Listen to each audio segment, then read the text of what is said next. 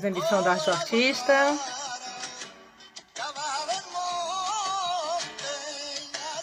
Vocês conhecer o que é um artista, multiartista, em sua vida diária, em seus pensamentos. Essa é a intenção da Arte do Artista nessa fase, ponto de mutação.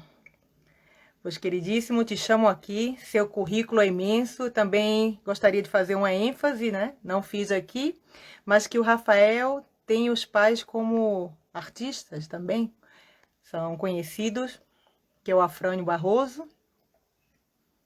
É só um tempinho, gente, aqui a gente se permite. E a Laís Ângela Pereira, para a gente ter uma base, porque todos nós temos uma larga história. E aqui o artista fala por si mesmo. Olá, queridíssimo. Tudo bem? Também como é que chama essa expressão no tablado que não citei, que você Bailaô. É como a comunidade do Brasil chama os bailarinos de flamenco. Bailaô. E certeza que aqui também chama assim. Mas como não estamos pisando no tablado para bailar, né? De repente essa expressão não chega até nós. Mas obrigada por me atualizar e me informar. Então, parabéns, te vi dançando, muito bom bailaor, né? Dança muito bem. Quase já penso que você é um espanhol aí bailando. Tenho vontade de ver um pouquinho mais. Já faz tempo que você tá nessa coisa da dança também, né, Rafael? Você tem um pouco de tudo aí. Lançou seu livro, muitos filmes, já participou de muitos filmes, muitos curtas. Queria que você falasse aqui sobre sua trajetória. Primeiro, agradeço você estar aqui conosco, ter aceitado, né, essa proposta desse espaço aqui, que bem humilde e modesto, mas que com muita alegria recebe pessoas como você. Imagina como é Artista realmente. para mim é um presente conversar com você. Oh, meu Faz Deus. uma década que a gente não se encontra, né? Por aí. Sim. Nina, eu me lembro que quando nos cruzamos ali, você estava escrevendo esse livro. Eu lembro bem que você estava escrevendo esse livro, não era? Foi matéria do meu TCC. Eu nem pensava nele como Ah, tá aí. a história é interessante, já que você puxou e eu quero Vamos. bater papo com você. Então eu vou deixar as coisas Sim, é isso mesmo. Já te assim. conto que eu vi esse curta, sem querer te contar, já vi um curta, né? E vi esse outra coisa que você me mandou também. Achei excelente, poético. A única coisa que eu não entendi, que eu quero que você explique, é a interferência, vou chamar assim, das outras pessoas que dialogam também, né? Sim, Mas essa fala.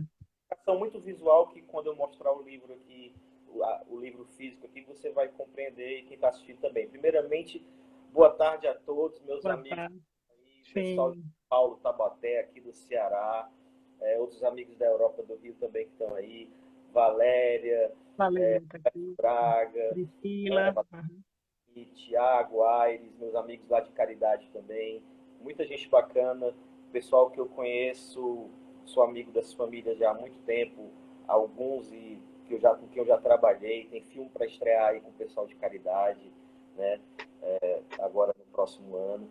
Mas foi interessante você falar como surgiu a história do livro. Eu estava sem material para o meu TCC no curso de Belas Artes, e aí o meu professor, que era meu orientador, ele acompanhava meu blog. E aí eu escrevia muitos textos no blog, né? E eram relatos existenciais a respeito dos meus sentimentos em relação aos outros, à minha própria vida, né? E aí ele me apresentou um artista que eu não estou lembrado agora, que ela fez uma exposição. Gente, eu era para ter visto isso. Tem nada não. Enquanto isso, eu já falo algo que eu não disse. Gente, ele é artista cênico, escritor também, um pouco formado em belas artes, não é isso? Pronto. Me completa. Eu sei que é chato a gente se apresentar assim com currículo, né? Você mesmo se apresentar, por isso que eu tenho que fazer essa coisa. Gente, perdoa. Mas tem muito mais aqui. E aí ele disse, Rafael, você tem um produto artístico no seu blog. Eu tenho uma artista que ela trouxe experiências pessoais da vida afetiva dela, de como ela se relacionava com o mundo, e transformou isso numa exposição. Quem sabe você não transforma esses seus textos fragmentados em um texto de teatro. E assim o Arrumando a Casa nasceu como um texto de teatro. Inclusive, no livro, ele foi publicado como Literatura Brasileira Contos, mas, na realidade, do jeito que ele está aqui no livro, na ordem, sem tirar nem pôr nenhuma vírgula, ele foi encenado como um monólogo de teatro. Pois na minha cabeça também foi assim, eu percebi assim. No Teatro Celina Queiroz, na abertura do processo de pesquisa do TCC, e após o TCC eu fiz um mês de temporada na Casa da Esquina, que é a sede do Grupo Bagaceiro aqui, sexta, sábado e domingo, o espetáculo mesmo, né? Que foi dirigido pela Manuela Elias, outra colega nossa lá do curso de Belas Artes também. Isso que ano? Foi em 2014. Passa 2014, rápido, né? eu comecei a escrever em 2011, mas sem saber nem o que era. Eu escrevia no blog. Em 2012, eu recebi um insight do meu orientador sobre o produto artístico. E aí eu fui formatando e fui escrevendo mais de acordo com as experiências que eu tinha. E em 2014 eu bati o martelo Em 2013 eu bati o martelo, um ano antes do TCC, dizendo, esse é o produto pronto, a gente vai começar a trabalhar a pesquisa em cima dele. E aí nasceu o espetáculo, nasceu um curta-metragem acadêmico de um estudante de rádio e TV lá da FANOR, que era outra faculdade daqui, que foi o curta que você assistiu, né? Sim. E aí foi isso, e a obra é uma obra aberta, né? Apesar dela ter sido construída a partir das minhas experiências pessoais, ela não fala das pessoas, nem necessariamente de mim, ela fala de sentimento. O narrador é o sentimento, né? Então ele é um sentimento que é próprio de todos nós, né? Não interessa se você é homem, mulher, adulto, criança, você sente aquelas dores, porque ele fala muito da dor da perda e das 5 fases do luto, que não necessariamente é a morte, mas o fechamento de um ciclo, um término de relacionamento, uma mudança de cidade, deixar amigos, né, para trás e começar uma vida nova do zero em outro lugar. Começar uma vida nova também é um luto. Tem essa parte, né? Tem a parte positiva e a parte negativa, e o livro traz isso de maneira muito leve, porque foi todo escrito em prosa e em poesia também. E aí, como ele é uma obra tão aberta e todo mundo enxerga de um jeito, a leitura do curta-metragem do diretor, o Vitor Guimarães, foi uma, a leitura da diretora do espetáculo, a Manuela Elias, foi outra. E aí eu apresentei a obra, antes dela ser publicada, para 5 confrades meus, lá da Academia Cearense de Artes, que são artistas plásticos, e eles emprestaram, cederam obras suas, que eles perceberam após a leitura, que dialogavam com o livro. Então eu tenho 3 obras ilustrando o livro. Esse é o livro, na casa. Essa estética foi toda trabalhada no TCC ainda comigo e pela Manuela. Ela entendeu pela leitura do livro que arrumar a casa era como se fosse arrumar a alma. Então tinha muito essa coisa da dualidade do claro e do escuro. Então isso aqui nasceu como cartaz do espetáculo, que foi uma sugestão dela, porque o cenário da peça era todo isso. A caixa cênica toda escura, preta, e os móveis da casa todos brancos e vazados. E aí, por conta disso, ela sugeriu a gente fazer o cartaz do espetáculo com uma planta baixa, branca, no fundo preto, com os títulos de cada capítulo nesses espaços, dormindo, almoçando, cochilando, a verdade. E aí esses artistas que trouxeram esses livros, essas obras, que estão ilustrando, né, a obra. Cita o nome de alguns? Sim, tem a Ernestina, a Tina Ribeiro, a Angélica Cassar, a Laurinda Fonteles, deixa eu ver quem é mais, a Renata Oliva, o André Chaves. Acho que citei todos. Tive muito interesse em ler, hein? As pessoas estão para mim, né? Porque todas essas pessoas que dialogaram com a obra, elas têm um olhar sobre o meu universo que nem mesmo eu tenho. Então elas fizeram com que eu olhasse para lugares em mim que eu desconhecia, né? Tava no meu subconsciente ali guardadinho. Então foi uma cartaz de trazer tudo isso à tona. e muito feliz. Eu sou outra pessoa depois de ter dialogado. Escrever o livro já foi uma experiência maravilhosa, mas receber o feedback dessas pessoas, do olhar delas, me transformou em outro Rafael. Foi um ponto significativo de evolução na minha vida como ser humano e artista também. Muito bom. E o lançamento dele quando foi, Rafael? Foi em outubro de 2018, na Academia Cearense de Direito, porque eu fui empossado na Academia Cearense de Artes em julho de 2018. E os meus dois paraninfos foram dois procuradores de justiça, a doutora Isabel Porto e o doutor José Valdo Silva. E o José Valdo, que é um amigo muito querido hoje, ele era o diretor de Cultura e Publicações da Academia Cearense de Direito. Então, foi uma iniciativa da diretoria dele. Ele conheceu minha obra, começou a dialogar muito comigo e disse: a gente tem que publicar esse livro.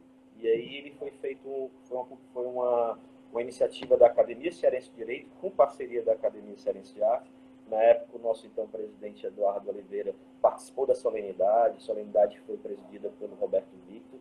E foi uma noite muito bonita, porque alguns das pessoas que comentaram a obra também têm esse outro diálogo.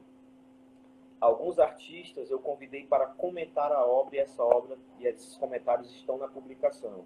O professor Velasquez, que é nosso conhecido, PhD Arte, a bailarina e pesquisadora Graça Martins, que é a fundadora e diretora do Grupo Tablado, né, o pessoal com quem eu danço flamenco, a própria Manuela Elias, que hoje é mestre em artes pela Universidade de Londres e que dirigiu o espetáculo, o Vitor Guimarães também, que dirigiu o curta. Deixa eu ver quem mais, para eu não esquecer de ninguém. E o Júnior Gaia, que é um psicólogo clínico, que deu uma abordagem também a respeito da psicologia da arte, da obra. Então, assim, é uma obra, não pelo meu texto, mas pelo contexto no qual ela se insere, é uma obra muito rica, porque ela tem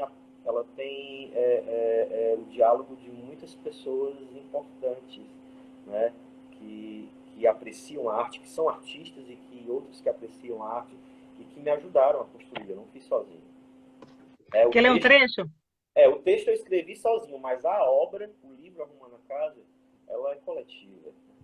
Isso é um pensamento muito, muito universal, generoso, gosto. E tem a ver com esse anexo ao outro também. Querido, você quer ler um pedaço? Sim, Um sim, trecho? sim. Para quem não conhece ou quem conhece poder degustar aí um pouquinho?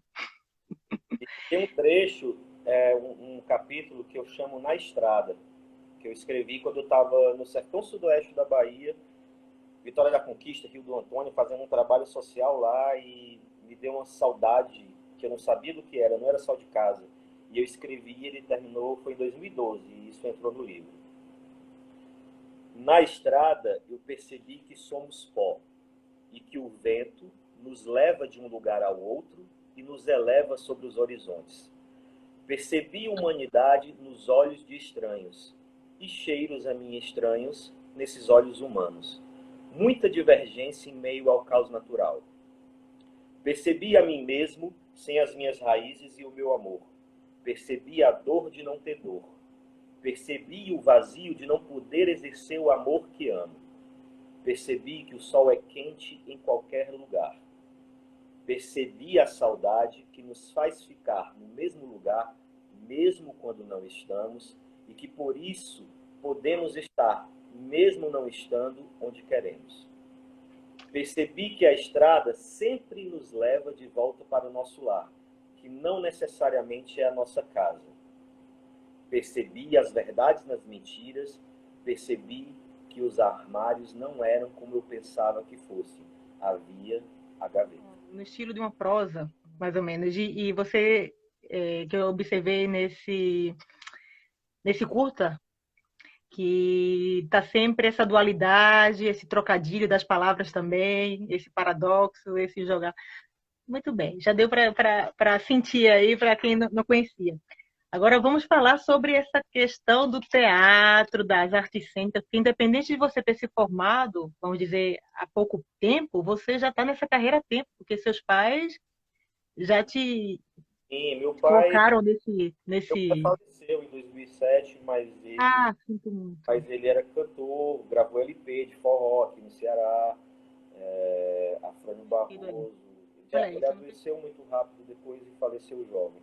E a minha mãe sempre escreveu poesia, nunca tinha publicado nada, sempre gostou de dançar, mas nunca tinha se apresentado profissionalmente. E agora, aos 73 anos, a convite do diretor Camilo Vidal, que é muito parceiro do Daniel Abreu nos filmes que eu faço também, Uhum. resolveu escrever uma história, roteirizar, transformou num curta-metragem e convidou a minha mamãe para participar do filme. E ela é a protagonista. É a invenção da velhice. É a história Sim.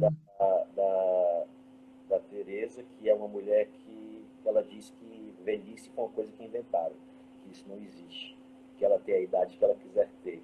E ela é uma figura forte, cheia de amor, cheia de paixão.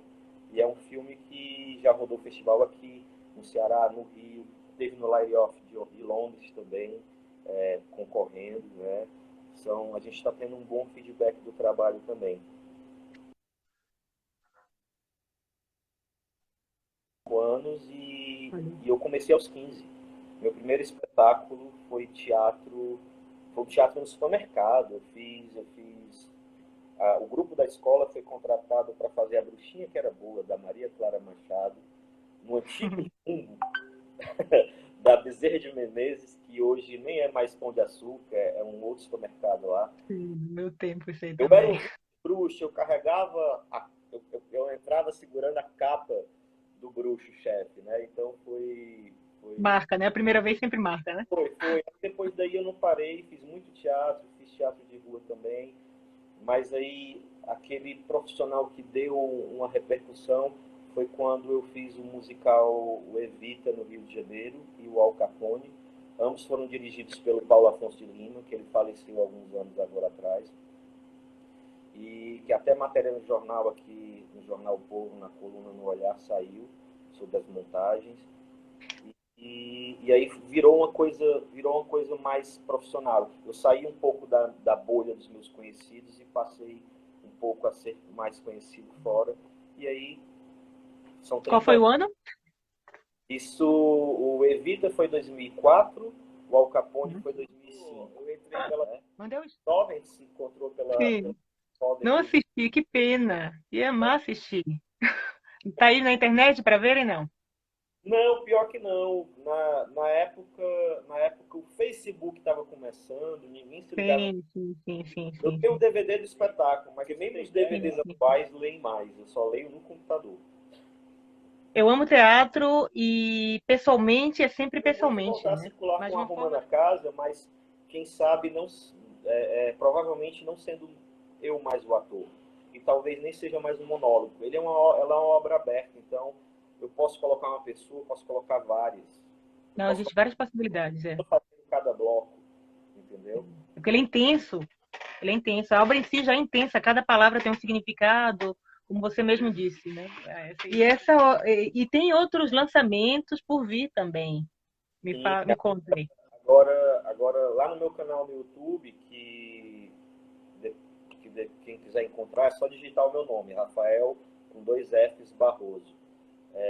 Tem o trailer do Dragão do Mar, que é um longa-metragem do Daniel Abreu que a gente gravou em 2015. Ele vai ser lançado só agora porque nós conseguimos, as produtoras conseguiram o edital para gravar, não para pós-produção, não para. Então ele foi todo editado com recurso próprio dos Uhum. produtores, entendeu? Do Daniel Abreu. Então ele ficou pronto agora e a previsão, se a pandemia deixar, é que tenha uma van premiere no Cine São Luís no final do ano, né? Aberta ao público, gratuito para quem quiser ver. É um filme histórico, né? O meu personagem é o Isaac do Amaral, um dos fundadores da Sociedade Libertadora Cearense. E foi um trabalho rico, que eu tenho uma paixão muito grande. Estou ansioso para ver o resultado, porque o Isaac começa no filme aproximadamente com 30 anos e termina com 60. Uhum. Ele participa dos últimos 30 anos de vida do Chico da Matilde, né? Então, eu envelheci no filme, eu ganhei peso, A tive maquiagem, tudo. engajamento, é, A mamãe, Não, ó, não é, a mamãe olhou para uma foto minha, eu bem velhinho, ela disse, ô meu vovozinho lindo. Mãe, não é por isso, pouca produção, não, né? É muita produção esse filme. é, Inclusive, o personagem é um personagem forte, daí do referência do Ceará, porque o Ceará, na época da escravidão, foi uma das primeiras cidades, eu acho, né, que começou da abolição. E esse personagem, o Dragão do Mar, que é um pescador, não é isso? Um pescador, e na que foi um realidade, abolicionista ele também. é prático, o prático Não, jangadeiro, aquele que ia com a jangada buscar as pessoas, porque não ah, tinha porto. O navio não atracava direto onde as pessoas desciam. Então, as pessoas e as mercadorias passavam das embarcações para a jangada com o prático, e o prático trazia até a areia. Ele era sim. prático. Ou seja, é um pouco da história da Cidade Luz, né? Aí, Que Fortaleza. vejam o filme é porque há pouca coisa é, de registro com acesso ao público. Por exemplo, quando eu fui pesquisar o meu personagem, o Isaac, só tinha um livro na Associação Cearense de Imprensa, que era do sobrinho neto dele, Um Herói Sem Pedestal. Porque a maioria dos membros da Sociedade Libertadora Cearense, eles eram anônimos, né? Porque eles eram aristocratas e tudo, eles não poderiam bater de frente com o poder vigente na época. Então, muita coisa não se foi registrada. Muita coisa a gente conseguiu, por exemplo, de pesquisa pessoal de família. Por exemplo, o Barão de Estudas está no filme. Ele foi membro da Sociedade Libertadora Cearense, mas ele não está nos registros das atas dos encontros, porque ele era o Barão. E quem interpretou o Barão é um membro da família Estudas, hoje. É um Boa descendente. Então, curiosidade. depois a gente ficou sabendo desse resgate de memória familiar, através das pessoas que são descendentes daqueles personagens. Né? Então o filme ele também vai servir como um registro histórico em audiovisual, né? Do que não era sabido antes, do que não era documentado antes. Pela riqueza mesmo histórica, pelos personagens, pela referência também sua, das pessoas envolvidas no projeto, da direção e etc. E aí quer saber também sobre o artista. Você vindo dessa família de artistas, você já teve esse relacionamento, essa intimidade com o palco desde muito, muito cedo, já lança seu livro aí tão jovem, e dentro essa trajetória, vamos dizer que você já tem uma trajetória bastante longa já, para tão pouca idade que você tem, né? Como é que você sente isso e na vida prática de um ator, como é o desafio diário não somente da interpretação, né? Mas o seu desafio como pessoa do seu dessa tua caminhada, em resumo. Como é que você vê a vida? Como é que você pensa nesses valores um pouco entre o palco e a vida e a arte? Como foi esse transcorrer para ti? Você já fala um pouco que esse livro já traz essa sua visão, né? Que é importante que essa sua visão, lendo o livro, a gente já ia perceber muita coisa. Me faz questionar como se leva a vida assim desse lado. Muito interessante, porque isso é um reflexo. Aliás, isso é um ponto muito facilmente identificado na minha vida artística e na minha vida pessoal. Eu sempre estou em mutação. Foi muito interessante o convite que você fez, porque o mote, vamos dizer assim, das suas lives é isso, é o ponto de mutação, né? E na minha vida sempre foi assim. Se você acompanhar minhas fotos nas redes sociais, desde que de uma década para cá, eu estou sempre diferente a cada ano. Muda muito. E o meu corpo é meu instrumento de trabalho, então eu sempre dou o meu físico, a minha bio para o personagem que eu estou interpretando. O Dragão do Mar eu engordei 14 quilos, né, para chegar na última fase. Foram duas fases. A primeira jovem a gente gravou na casa de Juvenal Galeno. O Isaac estava aproximadamente com 30 anos, então ele era magro, elegante, então já no final da vida ele já estava com aquele corpo de senhor, né, barriga, um pouco barriga, o rosto largo, então foram 14 quilos. E aí, juntamente com isso, tem o show de flamenco, que aí eu sempre tenho que estar com o visual, com o físico esbelto. Então, em 2017 eu fiz um espetáculo que foi A Farsa do Panelado, de José Mapurunga, e eu interpretei o Ferrabras, que é a metáfora do diabo, a direção e a direção artística conceber um visual do personagem ele usando um coque samurai. Eu já estava com um cabelo meio grande, porque eu estava me preparando para um show de flamenco no final do ano, né? O show do tablado. E aí, sempre personagens fortes, né? Deixa o cabelo crescer, então eu usei um coque samurai, uma barbicha. Eu vi, isso aí, muito legal. Então eu sempre mudando, e isso é um reflexo que acontece na minha vida também. Só uma coisa não mudou. Desde que eu resolvi assumir a vocação de artista, que eu assumi o compromisso para mim mesmo, que não, independente, eu sempre dizia isso aqui em casa, não importa onde eu estiver morando, num palácio ou na choupana de palha, eu vou viver de arte e para a arte. Isso é um ponto indiscutível, né? Estou aqui na idade que estou hoje, sem arrependimento disso. Já negou algum trabalho? Como é? Já negou algum trabalho? Ou negaria algum trabalho se não se identificasse? De arte, não. Mas de trabalho convencional, já. Porque eu reconheço que muita gente consegue ter um trabalho convencional e fazer a sua arte. Mas aí, no meu caso, eu nunca tive essa sorte. Porque eu tinha o trabalho convencional, mas ele não me deixava fazer a arte. Eu não tinha tempo. Não, é dentro da arte mesmo que eu pergunto. É dentro da arte mesmo. É dessa forma, entendeu? Uhum. E aí, eu não gosto, aonde eu entro, eu gosto de ser correto. Assim como na arte, na vida profissional convencional também. Eu não gosto de fazer bagunça. Muita gente arruma emprego sabendo que daqui a 2 semanas vai faltar 3 dias. Eu não faço isso, eu não tenho coragem. Muito bem, é verdade. Entendeu? Então eu prefiro não arrumar. E até porque quando a gente tem trabalho que nos paga bem, principalmente no audiovisual, em uma semana de trabalho a gente ganha 2 meses de salário, um salário convencional, e eu fico com o resto dos 2 meses livres para desenvolver, porque não é porque eu não estou numa atividade contratada que eu não estou trabalhando.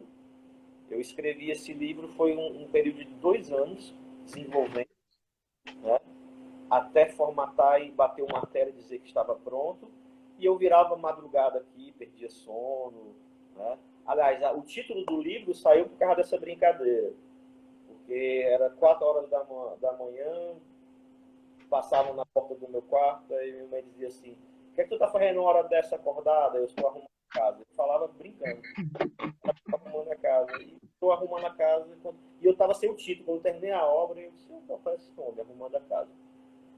Assim, É um outro estilo de trabalho, como você diz, nada convencional.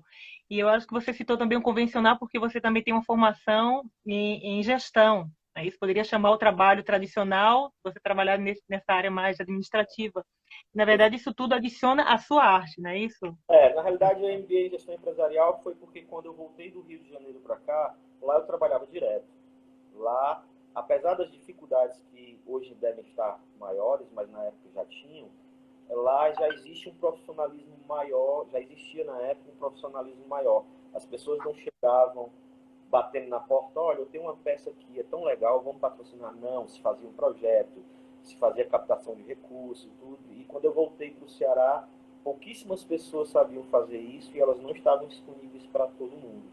Então no meio do curso de Belas Artes, eu já sabia que quando eu terminasse eu queria fazer um MBA de gestão empresarial, porque eu disse assim: aqui no Ceará eu não vou ter quem me venda, eu vou ter que me vender. Né? O saber faz muita diferença. E ter esse know-how assim é bem interessante também.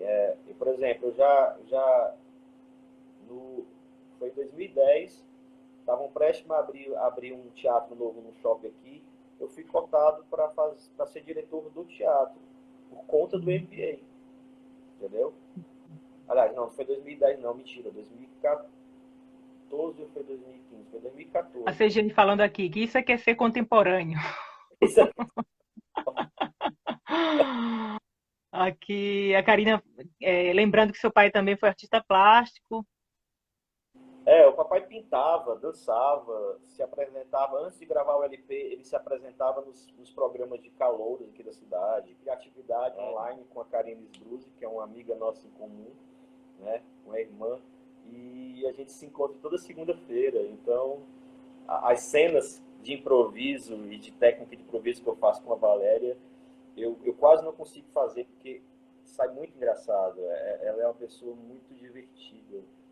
E ela também Vou é. apontar aqui para conhecer depois um pouco mais da Valéria. Olá, Valéria. Você é a próxima aí. Pois é isso, faz muita diferença essa influência do meio, né, meu amigo? A influência do meio também, quem te criou, como você se porta em relação a tudo isso, tudo faz o artista pouco a pouco, né? Eu acredito que é muito do olhar, né? As pessoas ficam esperando, eu tenho que fazer uma faculdade para ser artista. A faculdade não te transforma em artista. A faculdade, ela te ensina a pensar, né? É por isso que o curso de bacharelado em teatro no Belas Artes foi tão importante. Eu aprendi a desenvolver o meu pensamento artístico. Eu já era artista, todos que estavam lá eu já eram, né? Já produzi, Claro, claro que sim, produzindo. Foi o curso que nos fez artistas, mas o curso nos ajudou a desenvolver o pensamento. A eu não tenho graduação dúvida. do bacharelado é para isso. Ela é para você pegar o teu dom natural e desenvolver o pensamento sobre ele, porque na arte eu percebo isso, o que faz o diferencial, o que destaca um agente da arte é exatamente a percepção dele sobre o mundo, sabe?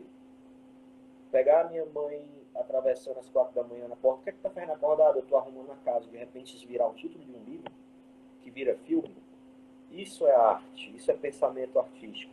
É você transformar a tua vida num produto expressivo para dialogar com a alma de outras pessoas, né? Sim. Então, se você tem esse olhar, você que está nos assistindo, não espere a validação de alguém ou aprender um formato. Quer escrever? Escreva. Esse livro nasceu sem eu saber que eu estava escrevendo um livro. Eu não vou escrever com esse tipo de linguagem, com esse tipo de formatação. Não, eu saí escrevendo. Depois que estava o produto bruto, eu lapidei.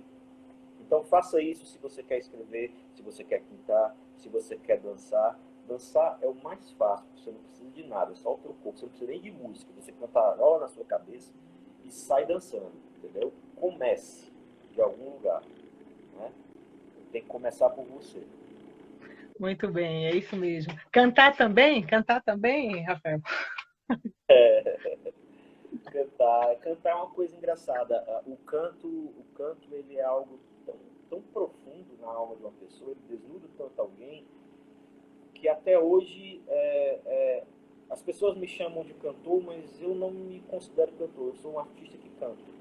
Se você me der um personagem que canta e me colocar no palco, eu não tenho nenhum problema. Gente, desculpa, me lembrei que você interpretou junto com o Andrés o personagem da Disney, não foi? Foi, a gente fez, Gente, conta aí.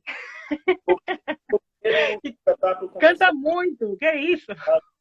Ele estava terminando a faculdade e tinha acabado de estrear com o Ranch, lá no Celina Queiroz, que era uma produção acadêmica ali e tal. E aí ele queria levar o espetáculo para fora e o Del Passeio, na época, estava querendo Sim, levar algumas produções. sim, que E aí essa gente também estava lá. Eu te vi, menino, cantando. ele sabia que eu era produtor, então ele me convidou e eu negociei e a gente terminou conseguindo que o shopping construísse a caixinha cênica, que era um espaço para 100 pessoas, especificamente para o trabalho, e ele fez um trabalho que foi ele desconstruiu os clássicos, né, da Disney. A gente não chamou esse nome, a gente tirou Disney, ficou só desconstruindo os clássicos, mas tinha vários quadros. Mary Sim, Poppins, desculpa. a Bela e a Fera, eu fiz o Gastão com a Sim, o Beatriz. Gastão. Muito bom, viu? Foi divertido, muita gente assistiu. Foram 2 meses de temporada, depois eu tive que ir outro trabalho, e aí o Leandro Cavalcante, que é um cantor nosso aqui, que teve recentemente participando da temporada do Fantasma da Ópera em São Paulo, ele assumiu o meu lugar e no restante dos meses de temporada. Mas é isso, se você me der um personagem e me colocar no palco, eu não tenho dificuldade. Agora, eu, Rafael, chegar numa roda de amigos e cantar, Curioso isso, hein? Curioso. pra caramba! Pois Só é, de o André, vermelho, ó. sim, é isso que faz, que realmente é o ator, como vários atores que são tímidos na vida e quando estão no palco, realmente se transformam e se colocam ali como o personagem, ator, pessoa, e surpreende mesmo. Impressionante isso, né, da arte. E o André Grez, né, ele é uma referência bastante grande nisso. Ele é pode se chamar, é produtor, diretor dentro Quando eu de tô temas musicais, né? escola aqui, né? Temas musicais. Eu chamei ele também, vamos ver que um dia ele aceita aí também. Vai fazendo as pontes de um para outro. Mas eu admiro muito isso em ti também, Rafael, porque, como diz, na vida e na arte, eu acho que torna as pessoas grandes ou não grandes são as suas ações cotidianas também. E você já falou, não gosto de fazer as coisas feias aqui, etc. Gosto de ter esse formato para atuar. Pessoas do bem, vamos dizer assim, não é isso? E aí os personagens que você também dialoga, eu acho que o desafio do ator, eu te pergunto aqui, também é lidar com um pouco dessas contradições, buscar os desafios, né? Você interpreta os personagens que você se identifica, mas como é? Explica para mim. Você se identifica, mas que também é totalmente o oposto daquilo que você guarda em si, porque eu já conversando com algumas pessoas assim das artes cênicas e pergunta que você diz, não, somos vários, temos aí dentro várias coisas. Quando você vai interpretar, por exemplo, um personagem que é, vamos dizer assim, essa coisa de mal e bom, né? Mal e você tem aquela raiva, então você vai buscar dentro de si como é a tua elaboração, esse laboratório. Eu gosto de fugir um pouco dos diretores que querem que eu faça um ator que é parecido, um personagem que é parecido comigo, principalmente fisicamente. Eu gosto, a primeira coisa na construção do meu personagem, para mim, é a mudança física. Se eu tiver que raspar o cabelo, se eu tiver que me depilar inteiro, se eu tiver que emagrecer e engordar, se eu tiver que fazer bronzeamento, não tem nenhum problema. Quanto à identificação, eu acho que qualquer personagem nós temos como nos identificar com ele se ele foi construído de forma orgânica e humana. Com relação à maldade, por exemplo, mesmo que nós nos consideremos uma pessoa boa, o que é uma pessoa boa? Não é uma pessoa que não tenha maldade dentro de si, é a pessoa que decide não usar. Porque todos nós temos a luz e a Uhum. escuridão dentro de nós. Quem é que não já foi traído por um amigo ou levado uma rasteira no ambiente de trabalho e olhou para a pessoa assim, sorrindo e disse assim, eu queria te matar. Entendeu? Você sente aquele desejo, mas você não vai fazer nunca, porque você é uma Uhum. pessoa boa. Então, quando você vai fazer um vilão, às vezes as pessoas se assustam, porque elas, nossa, você fez algo totalmente diferente. Eu disse, não, eu também tenho aquele sentimento. Eu só nunca pratiquei nenhuma ação a partir daquele sentimento. Mas todos nós temos, né? Então, assim, tem uma identificação que ela só acontece quando você não tem medo de olhar para si mesmo. Sabe? Quando você tem que fazer um vilão, uma pessoa podre, mau caráter, muita gente não consegue porque tem medo de olhar no espelho e se reconhecer detentor de um sentimento como aquele. Né? E aí eu entro de novo. Ter aquele sentimento não faz você ser aquela pessoa. Né? O que faz você ser aquela pessoa é você fazer uso daquela ferramenta. Se você não faz na vida real, você não é aquela pessoa.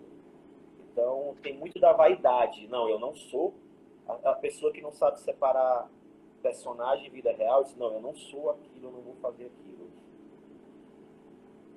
Comigo Já isso é muito. acontece muito isso, né? Tem casos assim de atores, acho que o Coringa, um personagem aí participou, mistura um pouco, tem a ver com autoconhecimento também, né? Às vezes o E mergulho é muito profundo e se o ator não tiver, o artista, seja ele homem ou mulher, não tiver uma base sólida de vida afetiva para resgatá-lo, ele pode demorar muito nesse processo de retorno e acontecer coisas desagradáveis. E aí ele pode até se perder e não voltar mais. É para raro. você, de onde vem? Para você, de onde vem essas bases, Rafael? família, seja ela de que for. Não interessa se tua família pode ser teus pais, pode ser teus avós. Tem gente que só tem tio, tem gente que não tem mais avó, nem pai, nem tio, só tem irmão. Tem gente que não tem mais nenhum parente, mas tem aquela família de amigos que ele escolheu. Ou seja, é apoio emocional. São pessoas que, independente do que você faz, do quanto você tem no bolso, ou se você concorda com ela ou não, elas vão te ligar no final do dia, te passar uma mensagem: tá tudo bem? Como é que foi hoje? Ah, legal, tô chegando em casa, tudo. Se quiser conversar mais tarde. São essas pessoas. Isso é família. Tem aquele ditado que parente a gente herda, família a gente escolhe. É mais ou menos isso. Você teve algum processo assim um pouco difícil nessa jornada como ator, como artista? Desafios? Especificamente no Arrumando a Casa. E eu não sabia que ia ter, eu não acreditei que ia ter, porque a Manuela Elias, a diretora do espetáculo, ela me avisou. Ela disse: Rafael, porque quando eu lancei, quando eu disse eu quero fazer o espetáculo, ela, ok. Aí ela já começou assim: você sabe que autor bom é autor morto, né? Se você quer que eu dirija, você não vai se meter na produção. Aí, porque ela entendeu que eu queria que ela dirigisse outro ator, não eu. Eu disse: não, eu quero que você me dirija. Ela: peraí, você escreveu a obra e você quer interpretar você mesmo na obra?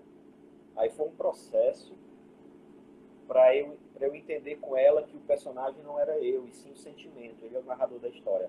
Ela: mas é o seu sentimento. Você vai ter que fazer um processo de distanciamento de você mesmo, depois da obra, e depois voltar para a obra com você com um olhar que não era o seu. Aí ela disse: isso é tão complicado, e depois para você sair disso vai ser um problema. E foi. Para ir não foi tão complicado, porque como ela estava me orientando e era um trabalho pelo qual eu tinha muita paixão, eu mergulhei de cabeça, assim, eu fui pro escuro, assim, fechei os olhos e disse: e quando você disser que eu posso correr, eu vou correr com as mãos para trás, sem medo de dar com a cara na parede. Pode ir. Eu fui. Então, a entrada foi fácil, mas a saída foi complicado. Porque mesmo tendo apoio afetivo em casa, ninguém entendia o que estava acontecendo, porque era eu falando de mim mesmo. Então, ninguém entendia a diferença. Nem eu estava entendendo o que é que os outros iam entender. Então foi muito complicado, mas felizmente eu consegui. Uma hora. Explica mais um pouquinho. Explica mais um pouquinho. Que hoje, se eu for voltar para o espetáculo, eu não quero mais atuar. Talvez eu entregue para um diretor ou eu mesmo dirija. Mas em cena, eu não me sinto mais confortável. Eu não quero mais fazer. E o que você fez foi essa atuação desse curta, não é isso? Foram duas atuações, né? São duas direções. E esse processo, que para quem não entende parece ser tão simples, por ter essa proximidade, é justamente o contrário, né? Você tem que se afastar e fazer o inverso. Eu sempre gostei muito do teatro por isso, porque tem a psicologia pura, né? É o universo humano na pureza e profundidade tal, de forma muito bom. Então você é um cara que gosta de desafios sempre. Eu vou te pedir só licença para avisar ao pessoal que está assistindo, o público que vai ver depois, que vai ficar publicado lá, que ele foi uma publicação independente, apesar de ter sido iniciativa lá da Academia de Direito. Eu só fiz uma tiragem de 1000 cópias, sou eu mesmo que estou vendendo a obra, ele não se encontra nas livrarias. Então, mesmo antes da pandemia, eu já estava vendendo pela internet para fora. Então, eu vou compartilhar com você para você postar lá depois nos créditos. E, inclusive, vamos conversar que eu vou querer o meu também. Tem livro em Nova York. Oh, maravilha. É uma leitura que, eu notei que apesar desse mergulho, ela torna uma leitura fácil por conta da forma que você escreveu. Sim, e por isso legal, é muito tranquilo. É uma linguagem nossa. E como escritor, quando chama escritor, e desvincula o escritor do ator, de tudo, de multiartista, só coloca o escritor Rafael. Você se sente assim? O escritor Rafael Barroso? Eu me senti, apesar de que a obra ela tem dupla conotação, porque tem uma confusão acadêmica. Socialmente, a gente chama todo escritor e todo poeta de artista também. Mas academicamente tem uma diferença. Academicamente, o artista é aquele agente da linguagem das belas artes, o construtor de pensamento. E a literatura é uma linguagem das letras, não é das belas artes. Né? Então, academicamente, ele não é chamado de artista, a não ser que ele escreva uma obra no formato de dramaturgia, que foi o caso do meu, porque ele foi uma peça de teatro. Então, o livro, além de ser uma obra literária, porque ele foi publicado, ele também é uma obra de arte, porque ele é uma dramaturgia, é uma peça. Então, quem escreve uma peça, um roteiro de cinema, um roteiro de TV, é um artista também. Além disso. Muito bem. Já respondeu. Deixa eu ver aqui, alguém tem alguma pergunta mais para você, Rafa. Rafael Malato, lá de Belém. Você consegue ler aí alguma coisa que alguém tá te perguntando? Amigos. E o seu maior objetivo, que você pensa assim, algo que a vida é um desafio constante, né? Vejo que você gosta do desafio sempre, mas um objetivo, vamos dizer, como artista, como ser humano. Meu objetivo como ser humano e como artista é trabalhar, fazer arte até o último suspiro de vida, sabe? Abriu as cortinas para entrar no teatro, com 100 anos de idade, sei lá, aí recebeu aplauso e cai morto ali no palco. Entrou no set de filmagem, o diretor diz ação e morreu. É isso. Eu quero chegar no meu último segundo de vida, sem esquecer quem eu sou e podendo fazer o que eu amo fazer. É isso. E a pandemia nessa história? A interpretação poderia ficar assim entre quatro paredes, vamos dizer, só pelo vídeo? Sentiria cômodo se fosse assim para se adaptar? É cômodo, é uma saída, porque é aquela coisa, é melhor fazer de qualquer jeito do que não fazer. É como eu disse no início, se você quer começar a fazer arte, se você quer ser bailarino, comece a dançar. Não espere pela escola, não espere nem pela música. Bata aqui e saia se mexendo. Se você tem um corpo e esse corpo tem movimento, você tem a dança, então faça. Então, assim, para mim é melhor em casa estar fazendo o que puder fazer, sabe? A arte do jeito que for. Até na maneira de pôr uma mesa, porque como a gente está esse tempo todo, sou eu e minha mãe em reclusão, então a gente almoça junto, toma café junto, então eu gosto de cozinhar, já fui dono de um café, então eu faço bolos e tal, e aí eu faço aquele bolo, ponho a mesa, aí ela faz o almoço, eu ajudo a pôr a mesa, então tem é uma mise-en-scène também que acontece. A gente vai vivendo, vai trocando experiências e vai construindo coisas que vão para, sei lá, se toda essa vivência não vai sair um outro livro, né? Sim. Não saiu um livro inteiro, mas saiu um outro texto. Pega aquele livro azul ali para mim, por favor. Você é minha rainha, minha atriz protagonista, mas nesse momento... É isso que eu ia falar. Que bom ter ela aí, tua mamãe. Você vai me dar Chama ela aí, por favor. Chama a senhora, sua mãe. Ele sem batom, você quer matar a mamãe? Olá, parabéns por essa produção aí imensa. Mas é aqui mesmo. Produção, seu filho e tudo aí que você é a rainha da produção. Foi muito admirável, viu? O seu filho, tudo que você fez aí, porque eu admiro. Eu sou também mãe e sei que fico pensando que meu filho vai ser quando crescer, né? Essa coisa da arte, conseguir como mãe artista e conseguir até o final fazer essa transformação no mundo aí, levando a arte em dose dupla, isso é admirável mesmo. E ela já está no elenco de outro filme que ela vai gravar comigo. Não posso dizer ainda qual é, mas a gente vai gravar ainda esse ano. Já queria saber. A nossa Pois saída... parabéns, viu? Um beijo e quero ver as suas obras mais. O pouquinho que eu vi aqui, já fiquei interessada em conhecer um pouquinho mais já. Mas já estou conhecendo aqui através do seu espetáculo Filho. E aí, no meio da pandemia, saiu esse livro, é uma coletânea do Centro Cultural do Ceará, que teve um lançamento virtual semana retrasada, e eu tenho um texto aqui também que fala sobre a cidade e tudo. existencial de como nós estamos vivendo no meio da pandemia. Então as coisas acontecem, né? A gente nunca sabe o processo que a gente está vivendo na nossa vida pessoal, sabe? Você colocar ontem, me permita que partilhar, eu falo com você, a diferença de horário, Rafael, eu posso continuar falando contigo amanhã, porque eu já vou colocar meu bebê para dormir. Aí eu tá certo.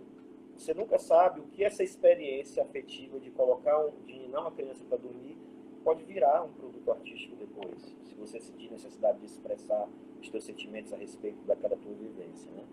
Muito bom. Muito boa observação. Inclusive, chamei a sua mãe aqui porque depois de virar mamãe, né? Mamã, vamos dizer assim, estou aqui na Espanha, né? Eu tive mais afeição ainda pelas mamães. Inclusive, eu fiz esse trabalho fotográfico, assim, que ainda quero desenvolver o melhor, como você disse que nenhuma obra está terminada, né? Foi o Divinas Madres, de querer retratar várias mães em várias faces, inclusive nessas dualidades. Então, aproveitando aqui, já que você falou que os dois vão comentar da sua arte, né? Você me deu espaço já. E por isso, também justificando por que eu chamei sua mãe. Apesar de querer dialogar mais, de perguntar mais coisas a ela, me parei um pouco, porque estamos focando você, mas também já de privilegiá-la por isso, né? E tem a ver também com o contexto qual eu estou, que a gente temos, né, responsabilidade e compromisso. Quero fazer um convite ao vivo para você. Eu Tá. tenho uma ideia, não sei quando vai sair, de traduzir essa obra para o inglês, para o espanhol, quem sabe lançar na Europa. E aí eu quero dialogar já com artistas que estejam vivendo no universo daí. Quem sabe pode ser as suas fotos a ilustrar a obra traduzida. Maravilha. Vamos conversando, sim. Isso tudo é um privilégio. Pois, queridíssimo amigo, que admiro, aqui esse espaço, como eu te falei, é seu. Aproveita, porque já estamos terminando, infelizmente, mas o espaço divulga tudo que você tem que falar, assim, porque, sinceramente, particularmente digo que seus filmes, apesar de não ter assistido todos como eu gostaria, mas são muito fortes, impactantes, porque eu vejo essa entrega do personagem que muda bastante mesmo.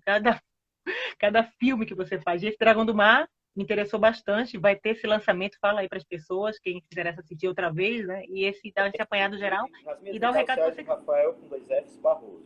Você vai encontrar trailers. Eu tenho do Dragão do Mar, tenho do Como Vivem os Bravos, né? Que é uma trilogia do silêncio, que eu faço um cangaceiro. Tem um longa-metragem também, Cidade Anônima, que é contando a história daquele maníaco que teve aqui no Zé Walter, a lenda do Ah, é mesmo? Ixi, Maria. eu faço um detetive nesse filme, é um dos suspeitos. E além disso também tem outras produções aí que estão em andamento, então tem bastante coisa, acompanhe. Entrem no canal, curtam, se inscrevam, conversem comigo por lá que eu respondo, a gente tira dúvida, porque aí vocês recebem a atualização, né? Tem a página do Espetáculo Arrumando a Casa no Facebook. É só digitar Espetáculo Arrumando a Casa, que você vê fotos da montagem, do processo de construção da obra também. E não esqueçam do link da venda do livro que a Patrícia vai postar para vocês. E é isso, eu tô aberto a diálogo, conversar com todos vocês. Fiquem à vontade a entrar em contato comigo e trocar ideias. Se vocês são artistas e querem conversar sobre suas produções também, mesmo que não seja em live, que seja em particular, eu estou disponível também. Vai ser um prazer. E olha, que felicidade ver você e bater esse papo com você, Patrícia. E agradecer às pessoas, todos que estão aí, que nos acompanhando nesse bate-papo. Muito obrigado. Também agradeço. Me veio uma pergunta aqui, como eu sou muito intuitiva e gosto de seguir a intuição, né? Vamos fechar com esse questionamento aí para você.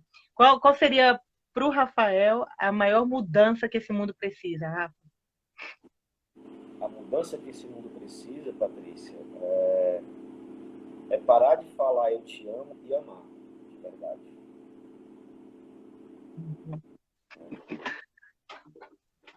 Fechou.